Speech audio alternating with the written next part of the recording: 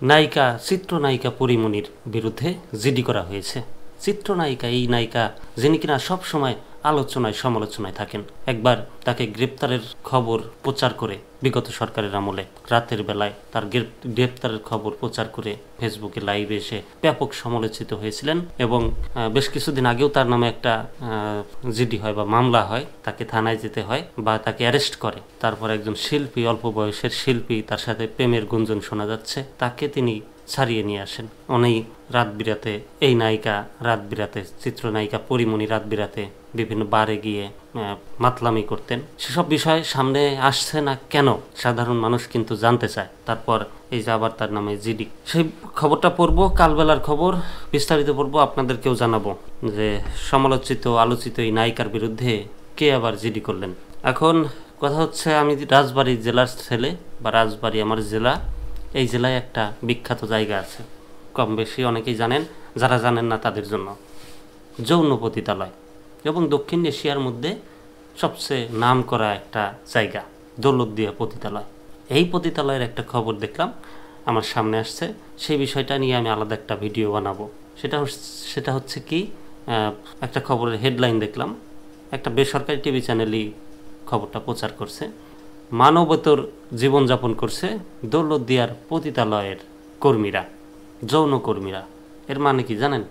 এর মানে হচ্ছে তারা খুব অভাবে আছে, কষ্টে আছে, তাদের ব্যবসা ভালো যাচ্ছে না। তো এখন তাদের মানবতর জীবন থেকে বেরিয়ে আসার জন্য, তাদের ভালো থাকার জন্য কি দরকার? তাদের ব্যবসা ভালো চলার দরকার। এবং তাদের ব্যবসা কি ব্যবসা? যৌন ব্যবসা। এই যৌন ব্যবসা যেহেতু ভালো যাচ্ছে না, ভালো চলার জন্য কি করতে হবে? সেখানে তো একজন মেয়ে মানুষ যাবে না, অবশ্যই পুরুষদেরকে যেতে হবে। পুরুষরা বেশি বেশি সেখানে গেলে তাদের ব্যবসা ভালো চলবে। তো আমি বলতে চাই, ভাই, আপনি যেই খবরটা সংগ্রহ করছেন বা সেখানে গেছেন, আমি আগে বলতে চাই যে আপনি আপনার বেতনের টাকা দিয়ে আপনি বেশ কয়েকবার ওইখানে যাওয়া আসা করেন এবং সেই ভিডিওগুলো প্রচার করেন যে আমরা আসছি তাদের ব্যবসা ভালো চলার জন্য, আপনারাও আসা শুরু করেন, তাদের জীবন একটু ভালো চলবে। কি বলেন? অবশ্যই কমেন্টে জানাবেন। এই ভিডিওটা পড়ব। চিত্রনায়িকা পরীমনির বিরুদ্ধে জিডি। চিত্রনায়িকা পরীমনির 1 বছরের মেয়ের সন্তানকে খাবার খাওয়ানোকে কেন্দ্র করে পিঙ্কি আক্তার নামে এক গৃহকর্মীকে মারধরের অভিযোগ উঠেছে এই অভিনেত্রীর বিরুদ্ধে। এ ঘটনায় ভুক্তভোগী পিঙ্কি আক্তার ঢাকা মহানগর পুলিশের ভাটারা থানায় একটি সাধারণ ডায়েরি করেছেন। বৃহস্পতিবার এই জিডি করেন পিঙ্কি আক্তার। শুক্রবার ডিএমপি ভাটারা থানার ওসি মোহাম্মদ মাজহারুল ইসলাম বলেন, চিত্রনায়িকা পরীমনির বাসার এক গৃহকর্মীকে নির্যাতনের অভিযোগ উঠেছে। এর পরিপ্রেক্ষিতে ওই গৃহকর্মী থানায় একটি জিডি করেছেন। বিষয়টি আমরা তদন্ত করে দেখছি। নির্যাতনের কথা তুলে ধরে গৃহকর্মী পিঙ্কি আক্তার বলেন, 1 মাস আগে আমি কাদের নামে এক ব্যক্তির মাধ্যমে চিত্রনায়িকা পরীমনির বসুন্ধরা আবাসিক এলাকার বাসায় কাজ পাই।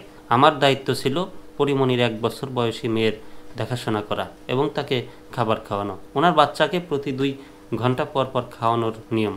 আমি সেটা মেনে প্রতিদিন বাচ্চাকে 2 ঘন্টা পর পর খাবার খাওয়াই। তবে আমাকে বাচ্চার দেখাশোনার জন্য নিয়ে যাওয়া হলেও বাচ্চাকে খাবার খাওয়ানোর পর আমাকে বাসার অন্যান্য কাজও করতে হতো।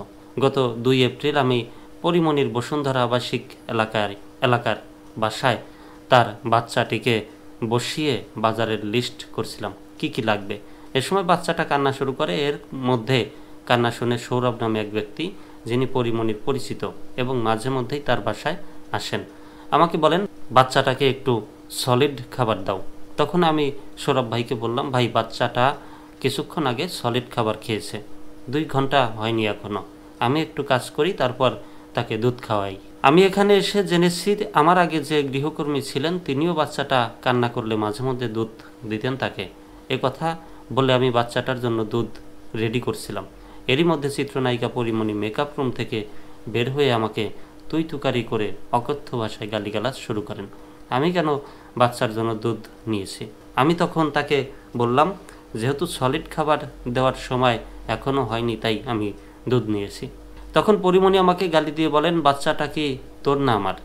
এরপরেই তিনি আমাকে ক্রমাগত থাপ্পড় দিতে থাকেন এবং মাথায় জোরে জোরে আঘাত করতে থাকেন। ভুক্তভোগী গৃহকর্মী আরও বলেন, উনি যখন আমাকে থাপ্পড় দিতে শুরু করেন তখন আমি হতবাক হয়ে তার দিকে তাকিয়েছিলাম।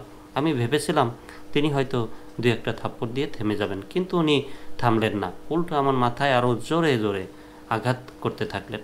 ওনার মারধরে আমি 3বার ফ্লোরে পড়ে যাই।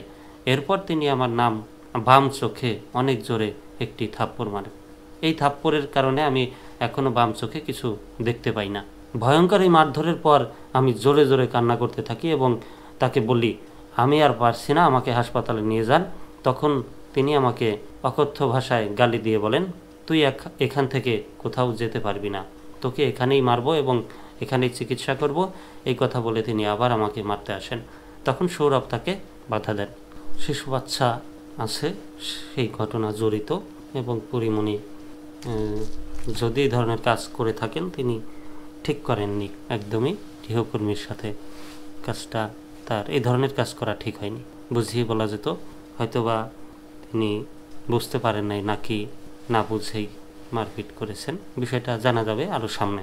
এক পক্ষের বক্তব্য শুনে কখনোই জাজ করা ঠিক না, দুই পক্ষের বক্তব্য শুনে তারপরে জাজ করা উচিত।